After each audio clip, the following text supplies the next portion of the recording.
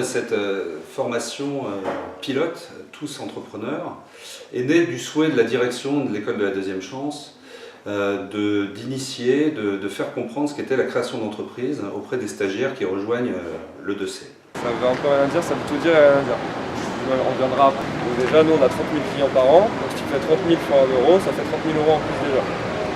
Donc ça, par exemple, ça fait partie d'un business plan de base où la banque elle va dire ouais, est-ce que c'est faisable ou est-ce que c'est pas faisable. Par exemple, un pizzaiolo qui va dire je vais vendre 500 pizzas par jour alors que son four il pourra en faire que 250, bah, le banquier il va se rendre compte, il va dire ouais, ton business plan c'est pas bon.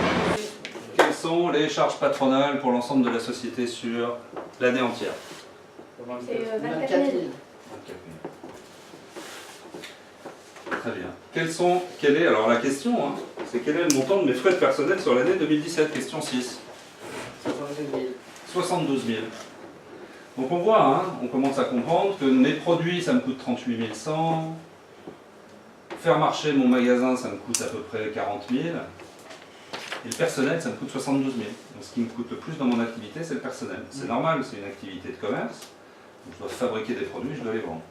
Donc nous on est arrivé, en gros il fallait une somme X, d'accord, qui devait nous prêter, et nous on devait avoir un apport. En fait l'apport en général c'est comme quand tu achètes une maison, la banque elle veut bien te prêter donc, soit une partie du business, soit le business en entier. Seulement si c'est le business en entier, il faut que ça soit une affaire en tonnerre qui est sûre de marcher. En fait lui, le banquier il veut quoi? Il veut que tu lui payes son crédit. Il y a 70 heures, on va pas avoir de clients, par contre on va avoir des charges patronales, on va payer l'électricité, on va payer les charges, etc. Le loyer, on le paye plus de 100% du temps où on est ouvert, puisque le loyer tu le payes du premier au dernier jour du mois, et de 8h du matin à 8h du matin. Alors que toi tu n'es pas ouvert de 8h du matin à 8h du matin. Spécial dans ce club. En fait on essaierait de prendre des entraîneurs qui viennent de milieux différents, de plusieurs disciplines, s'ils peuvent être titrés ou quoi en compétition, ça serait un plus. Ok. Et voilà. Donc il y aurait une ambiance, on serait heureux d'y aller dans ton club. Ouais.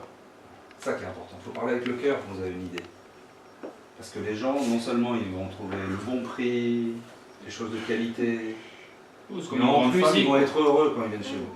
Toi, ils vont venir dans ton salon d'esthétique, c'est à peu près pareil qu'ailleurs, mais en plus on va être heureux parce que c'est toi, parce que la déco est belle, L'accueil. parce que l'accueil, toi, dans ton club de danse, parce que tu as une super déco, parce que tu seras là, parce que tu as le sourire, parce que les gens ils se sentent chez soi, hein, dans ta boulangerie, parce que c'est toujours bon, parce que les gens qui sont à la caisse ils ont le sourire. Quoi.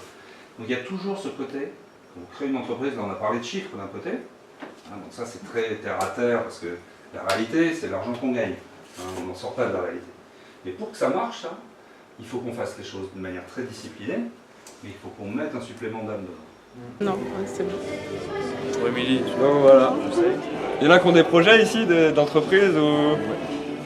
Toi par exemple? Pas entreprise, moi c'est plutôt faire photographe. De Photographe. photographe? Qui se forment d'abord. Ouais, faut que je me Ça fasse un marche. petit peu. Ah c'est normal, c'est bien ça. Tu vois, nous par exemple on travaille avec des photographes quand on fait des événements avec les entreprises, etc. Tu as toujours les trucs qui sont liés.